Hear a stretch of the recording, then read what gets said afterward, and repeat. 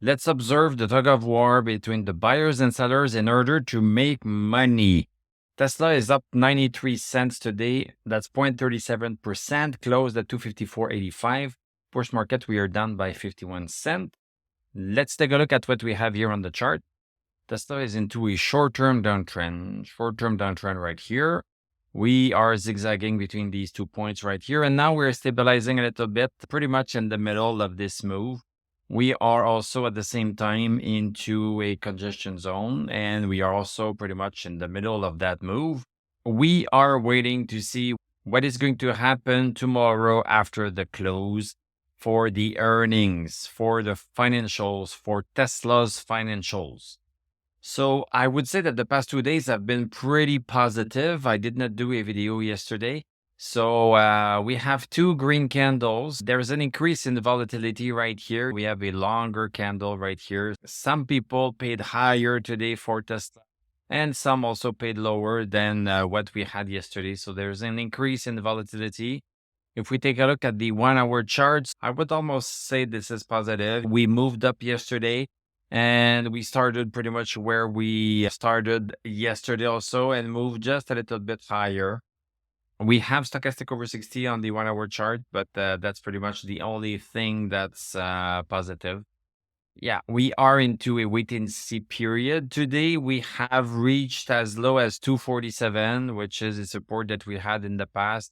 We have reached it, and we are still outside of our bullish channel we had on the 1-hour chart. This is not a good sign in itself. We are outside of a bullish channel. We are not bullish. We are pretty much going sideways. If we go back on the daily chart, so stochastic is at 51, close to 60, but not quite there. We have a breakover bearish, so we have the green line that is below the red line. So this is a bearish sign. RSI is below 50, that's bearish. And also we have the MI with the red line above the green line. So that's also bearish. We have one more day of waiting until we see what is going to happen. So what can you do? So how can you trade this?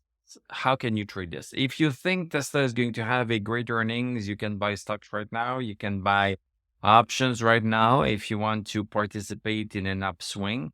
If you buy some options, this is going to be cheaper, of course. And then if it goes up, then you can participate in that.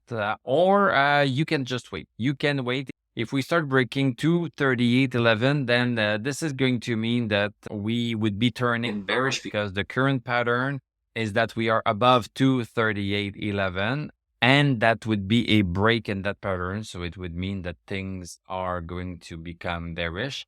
If on the opposite, we start breaking 261.83 right here, if we start breaking this downward resistance, then this is going to start to tell us that things are going to turn around. So you can wait and see what is going to happen on Thursday morning before you take a position.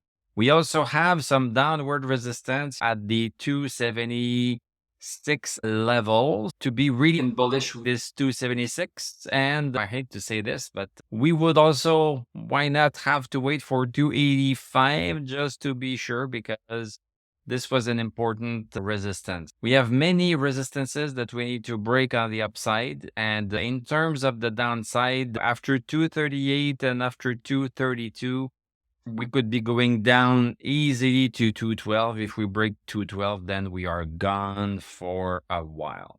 Let's take a look at other factors that can influence Tesla stock. So we have the VIX. So VIX is up 0.59. That's up 4%. So the VIX, we had the VIX that went briefly lower than 1658 last week, but now we are just back up above it. We are maintaining ourselves quite high. We have almost stochastic over 60. It's not yet there. In terms of other indicators, we have RSI, we have DMI. We don't have MACD yet, but it's still an upper level for the VIX. It's not super critical, but it's still quite high. This also means that the cost of buying options is a little bit higher because of the volatility and the fear factor of the stock market that the VIX represents. If we take a look at the government bonds, so we had a pretty big day yesterday with the bonds going higher. This is not giving us much confidence in the stock market going higher. Let's take a look at some Tesla news. So Tesla has started to roll out its new driver drowsiness feature, which leverages the cabin camera for driver monitoring. So this is great. This is a great feature.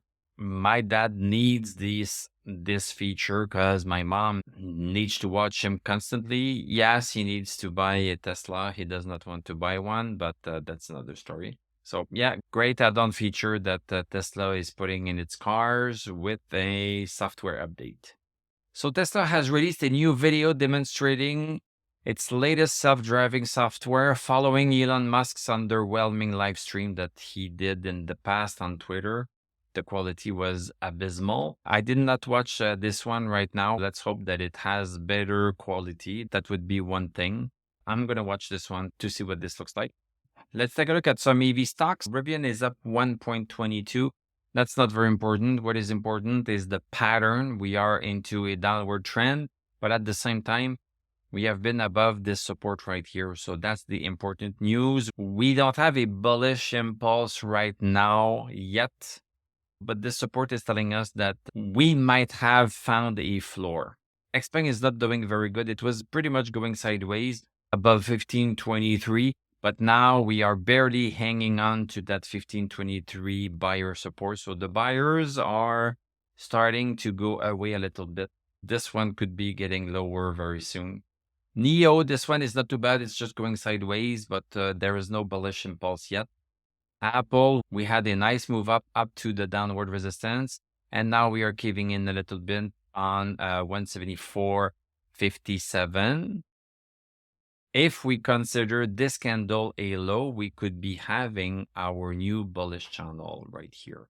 We are not sure yet that this is the low, but let's just put it in place just in case. We still have stochastic. We don't have RSI. We don't have DMI. If we start to go a little bit higher here, this could be a nice buy signal.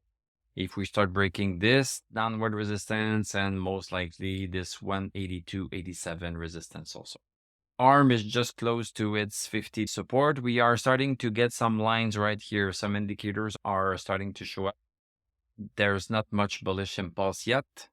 Palantir, we had a nice move. We had a nice move last week. We are caving in a little bit, but we are still within our bullish channel. And now this is a pretty good day today, actually. So we are up 2.76%. We are really bouncing on 1690.